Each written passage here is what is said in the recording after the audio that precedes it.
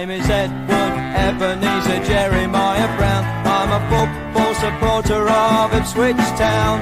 Wherever they play, you'll find me. I haven't missed a game since I was 3. With me scarf and me rattle and a big rosette, singing where was the goalie when the ball was in the net. Follow the town, up or down. I'm Edward Ebenezer Jeremiah Brown, but everybody call me Ted.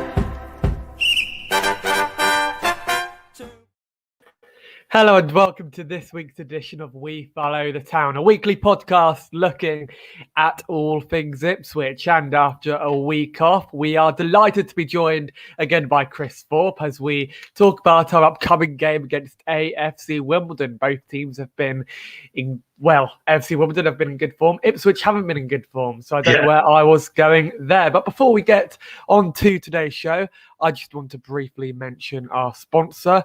Julian Hughes is a golfing coach. He coaches at Old Joe's Golf. We are delighted to have him as a sponsor, and you can contact him at 07382 834 199.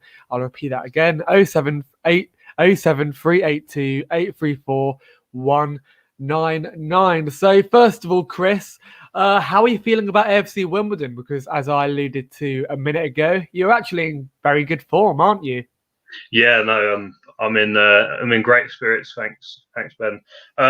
To be honest, I can't quite believe how well we're doing. Obviously, we beat you guys, I think it was 10 days ago now, and we sort of continued that form nicely. Obviously beating Swindon Town and then beating Oxford on Tuesday, which was probably the best result out of all of the last 3, because obviously Oxford are up there competing for the playoffs like you guys. And we fell behind to them, and then there was a sending off and a penalty in the space of about 2 minutes, went level with the penalty and then scored a second straight after. So yeah, brilliant to hold out to get another win, and hopefully we can get another positive result tomorrow. So how well has Mark Robinson gotten your team playing? Because the last time we spoke, we were full of compliments for him. We thought he got your team playing very well. But is this down to him? He's a great manager. You're playing some wonderful football. How much credit can he get for this? Oh, he deserves immense credit, to be honest. The players have, brought into his style of play brilliantly. We're still playing that diamond that we played against you guys. And they just continued on from the win against Accrington that we spoke about last time I was on the show, the 5-1 win. We've just continued to play in the same attacking manner, and most importantly, we're taking our chances. So, yeah, plenty of credit needs to go to Robbo and his coaching team for that, 100%. So, talking about taking your chances, you've been on good goal scoring form lately. You beat Oxford 2-1 last time, and Oxford are a good team, don't forget. Are you surprised to see how well you're doing up front? Because again, you've scored quite a few goals. I think you've scored 6 in your last 2, which is incredibly impressive. So, what do you put your attacking performances down to? I think it's because, we're spreading the goals around, actually. Will Nightingale scored against you guys, and he scored against Swindon as well, and he's a centre-half. So that was very unexpected, but obviously a welcome addition to our performances. You're also getting a few more goals from midfield. So Woodyard scored against Oxford. He hadn't previously scored for us. That was his first goal for the club. And we also had, who scored the first one against Oxford? Oh, it's Piggott again. Obviously, Piggott's still scoring regularly, which is obviously important. You need a goal scorer to achieve your objectives.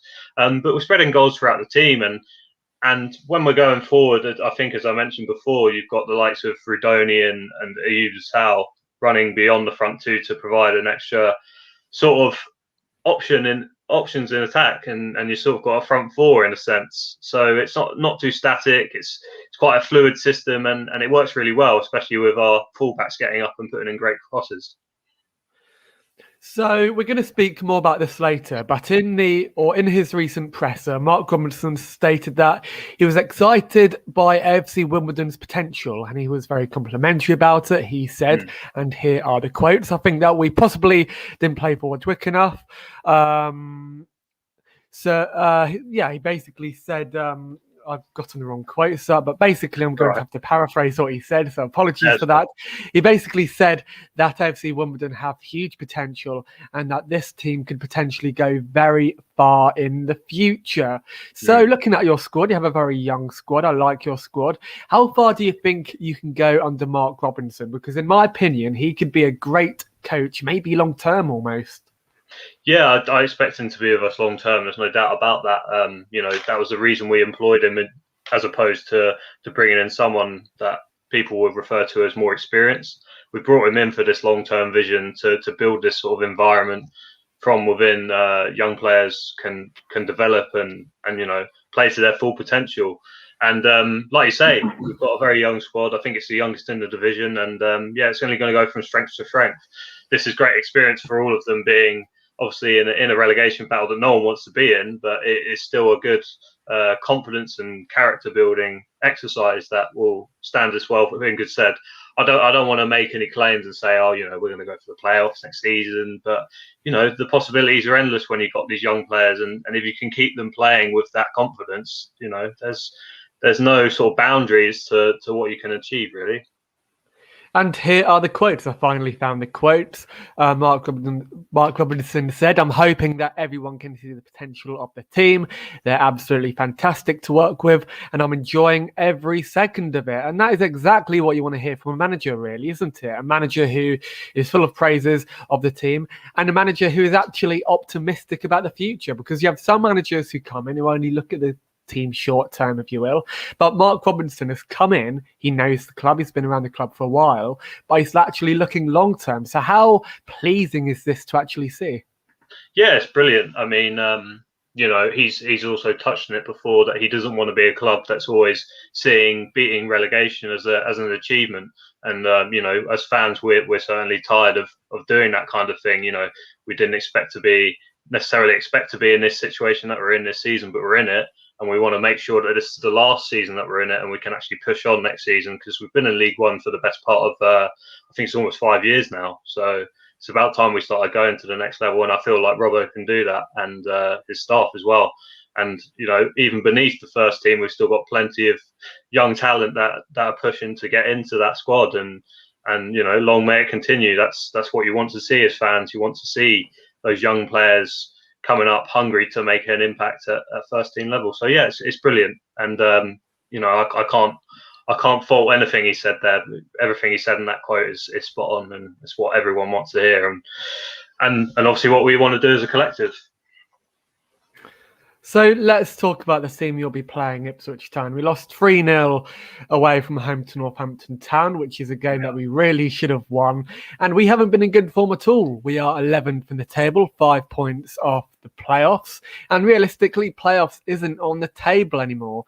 As an AFC Wimbledon fan and as somebody who is surrounded by the club, do you expect this game to be winnable for AFC Wimbledon? Because you're playing an Ipswich Town team who are very vulnerable, who aren't high on confidence. And let's be honest, half the team you're probably going to play might end up being released at the end of the summer. So, are you optimistic heading into this game? Is this a winnable game for you? Yeah, no, I watched the highlights of your game, and obviously the third goal was a bit unfortunate, but then again the first 2 goals were as well, conceding from set pieces again, which is obviously something you've done against us. So I definitely think that's an area we'll target again. Do I feel confident? Well, yeah, definitely. After 4 wins on the bounce, I think you wouldn't be much of a good football fan if you didn't feel confident about your team's chances. But I know you've got a good recent home record. I think it's unbeaten in 8 at home at Portman Road. So not an easy place to go, but I'm fully confident that we can get something there. I still feel like there is maybe a slight glimmer of hope that you can make the playoffs. You never know. I mean, the gap isn't too large.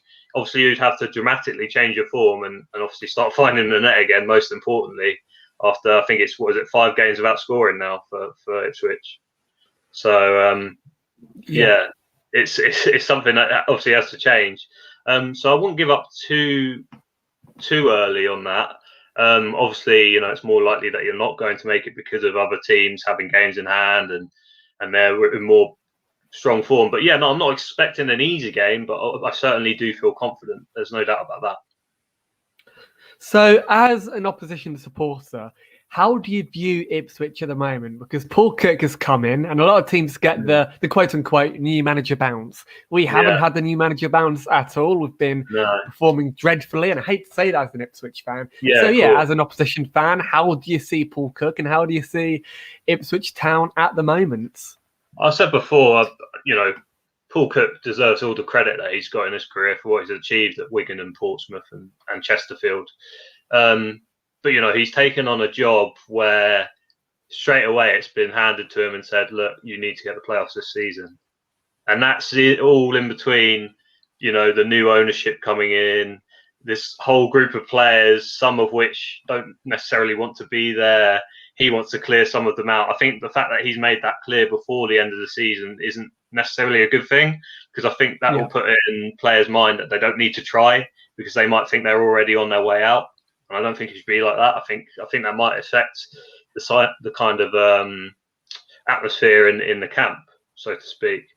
But you've got some talented players. I mean, you only have to look at the likes of Keenan Bennett, Gwion Edwards, James Norwood. Everyone knows on his day is one of the best strikers in League One and League Two.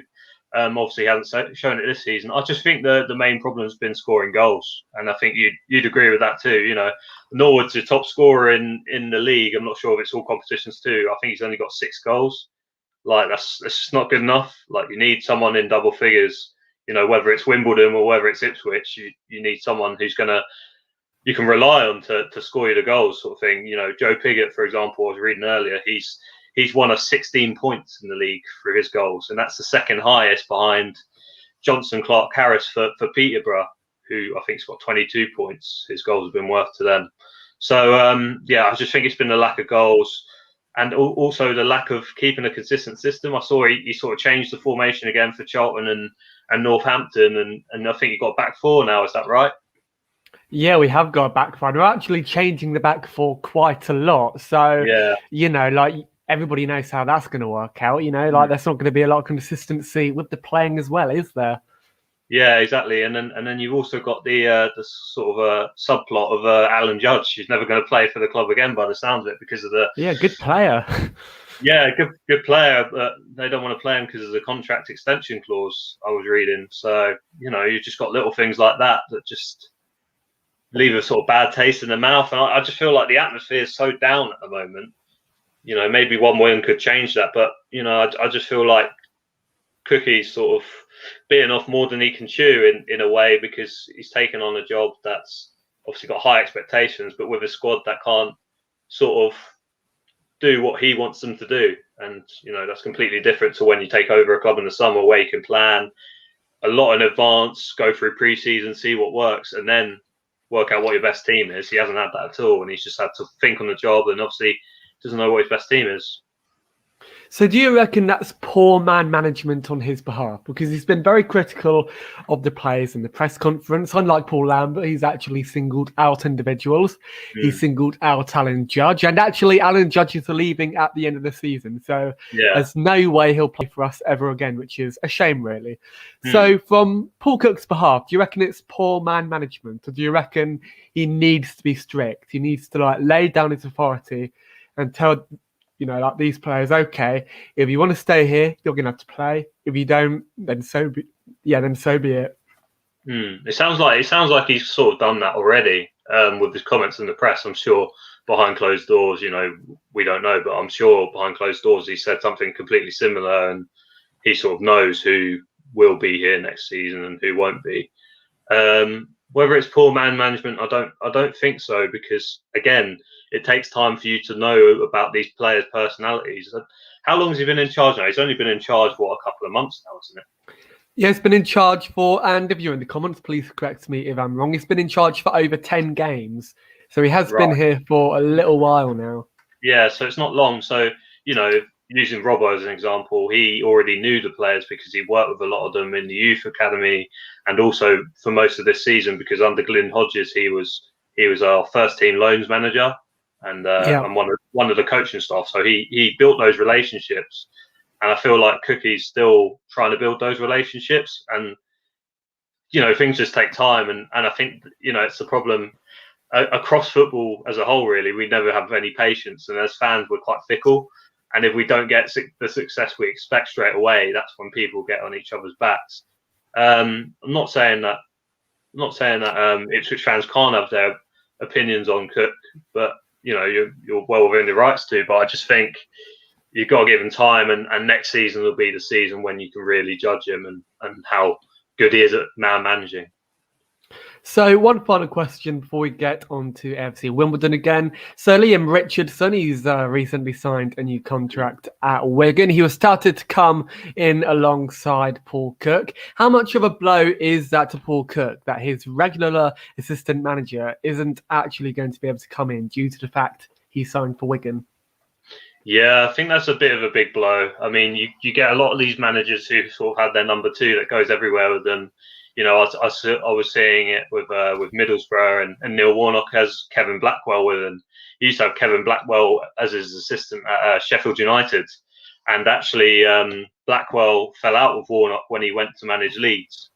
And I think that's sort of a similar thing, but I don't obviously think he's going to begrudge Liam Richardson for managing Wigan, because he's obviously done a pretty good job there, considering all of the circus going on off the pitch at the DW Stadium. So I don't think he'll begrudge that. And you've got Gary Roberts, who's obviously on the coaching staff. I don't know how much of an impact he's made. Obviously, only the players could tell us that the best. But he's got someone there who can be a good alternative, I'm sure. And it's a young coach that you can develop over time. So I'm sure Gary Roberts will be a good alternative for Liam Richardson alongside Cook. So, okay, leading into this game, let's quickly talk about the formations. Last time against Oxford, you played with a 4-4-2 with Hennigan and Nightingale at the back alongside Alexander and McGuinness Walker. In the middle, Dobson, Woodyard with Rodoni and Assal, with Ollie Palmer and Joe Pickett up front. Is that right to say that you played with a 4-4-2 though in your last game? Yeah, it's more of a diamond, but yeah, you can describe it as a 4-4-2 because it's still four in midfield, isn't it? So yeah, we're likely to stick with that again. The only doubt for us is Ollie Palmer. He picked up an injury in the second half against Oxford, sort of limped off. Hopefully, it's not too bad. We will wait and see on that. So I'm expecting Ryan Longman, who obviously scored our third goal against you guys, to come on in this place and start up front with Piggott. So yeah, it should be the same system. So you're very much expecting for the same system then, because you have been playing a rather consistent system, albeit a variation of it sometimes. So do you reckon that this system could actually break through Ipswich Town? Because as I said, we're very vulnerable defensively. We haven't really got a real pattern of play yet under Paul Cook. So do you reckon that you'll outplay us on Saturday? Don't know about outplay you. I think it depends on what formation you guys play, because obviously you played the three at the back. And it was pretty obvious how we hurt you. The last time we played, we literally just went down past your wing backs, like I mentioned before.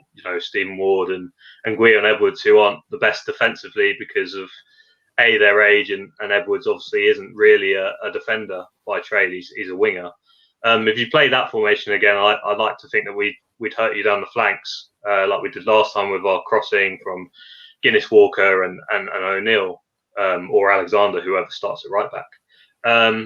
If you play four at the back, I think you might be a bit more difficult to break down, because I think that suits you a lot more, considering what personnel you have available to yourselves. I'm guessing it'll be a 4-2-3-1, so with Flynn Downs and Dazelle holding, maybe. I know Teddy Bishop missed the last game, so maybe he'll come in. So yeah, they'll form like two defensive blocks, if you like. And then you obviously have the four players who will carry the attacking threat for you guys. So I don't think we necessarily need to dominate possession to hurt teams. Obviously, that's something that is a key sort of facet of the way we play now. But we showed against Oxford that we are good without possession of the ball, because we press them high, and they're one of the best passing sides in the division. And it actually forced them to go long, and it gives us the ball back. So maybe we'll do something similar to you guys. And I mean, we pressed you quite high in the game at Plough Lane 10 days ago, and it seemed to work quite well. So I think the same approach, and it at the end of the day, we need to make sure that we focus 80% of our efforts on what we're doing, and then 20% on what you're doing. You shouldn't, when you're playing another team, and Robbo said this a lot before, and his coaching staff said this a lot before, you shouldn't focus too much on your position. You should focus on what your core principles are, and make sure you're playing to the best of your ability. So I think it literally depends on what sort of system you set up with. But yeah, I think we've got enough to hurt you guys like we did last time. So finally, before we get on to other news, let's talk about your top scorer, Joe Pigott. Unlike Ipswich Town, you actually do have a good scorer, you have good strikers. And Mark Robinson recently said that he has refused to give up hope on persuading Joe Pigott to commit his long-term future to AFC Wimbledon. So first of all, how much of an asset is he to the club? And are you expecting teams to come in for him in the summer? I think he's a brilliant asset. You know, you only have to look at his goal scoring record since he joined us in it was the 16-17 season he actually joined. Actually, it could have been 17-18 season. I need to get my facts right. He's been a brilliant asset. He's scored over 50 goals now in over 100 games. You know, those are the type of figures you want. I think that's a goal every 2 games. Brilliant asset. The sort of link up side of his game's improved. You know, he plays at his best when he's in the front two. He done that really well in the 18-19 season when we stayed up, and he's doing it well this season alongside Ollie Palmer. Do I think clubs will come in for him? Yeah, I'd expect them to, because he's one of the best strikers outside the Championship. And I'm not going to speculate too much on which teams might be coming in for him, because I've been lucky enough to work with Joe and get to know him personally. He's an absolute gentleman. We'd wish him all the best, even if he did move on. But I like to think that because he gets on so well with Robbo and he enjoys playing for Wimbledon so much, that he might want to extend his contract. No one's going to put him under any pressure to do so. It's completely up to him. You know, I think he's 26, 27 now, so he's sort of reaching the real prime years of his career.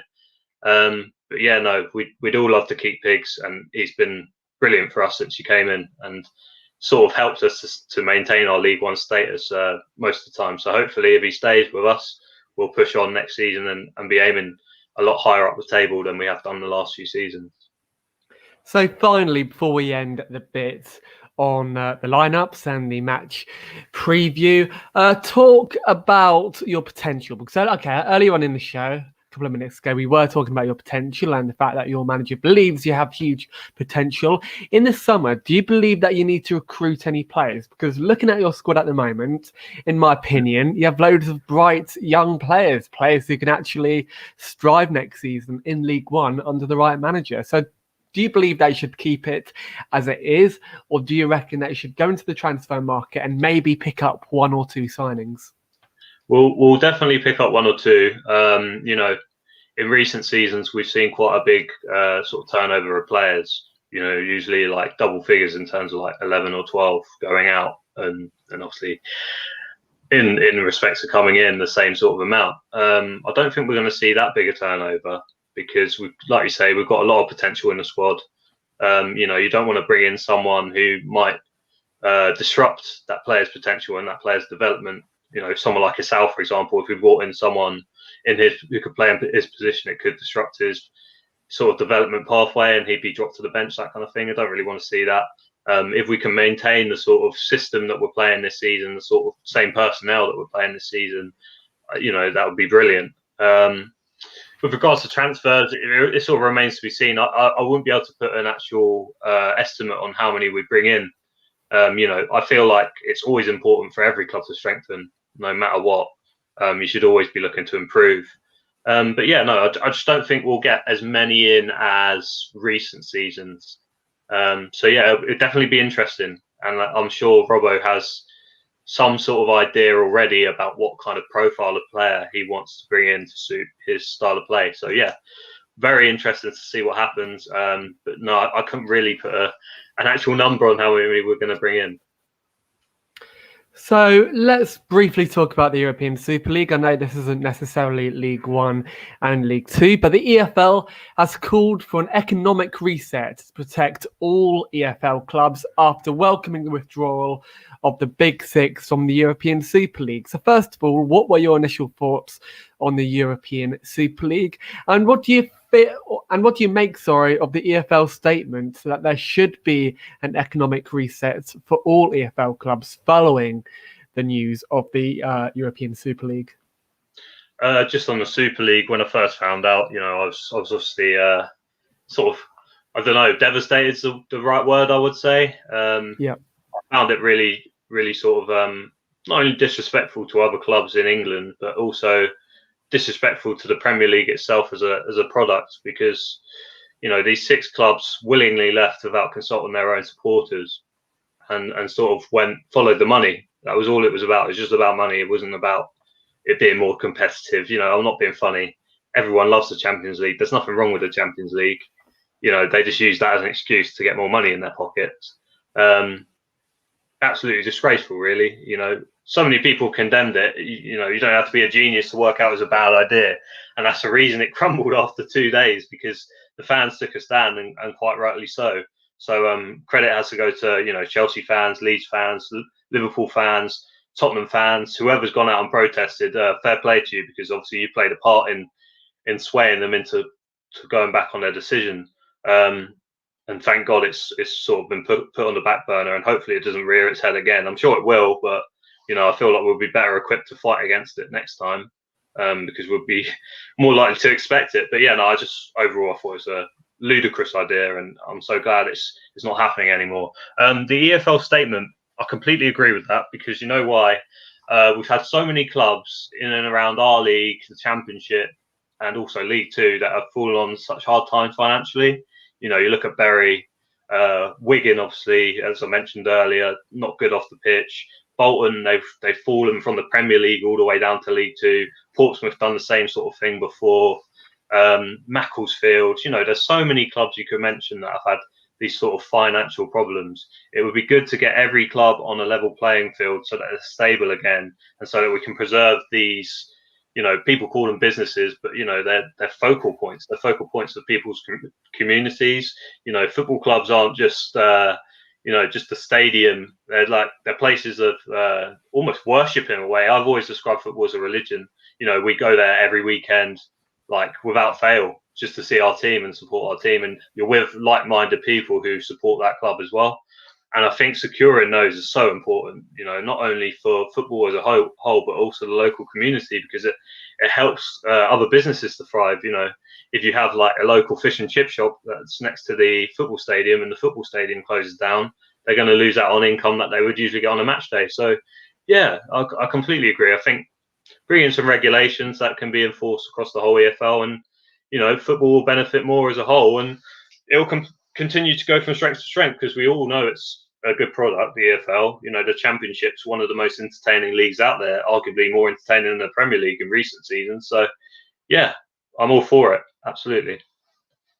Do you reckon that the top 6 were kind of condescending to the Premier League and the rest of the EFL, because it kind of shows you the lack of respect that they have towards the Premier League when they're actually willing to go out of their way to join, I don't know, a cowboy league, if that makes sense, in the European Super League?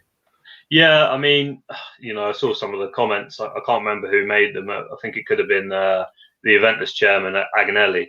He sort of said, "Oh, we don't want to be playing in the Champions League against the winner of, a team of a league from Europe, like a smaller country in Europe." And I found that really disrespectful, because it's called the Champions League. The clue's in the name.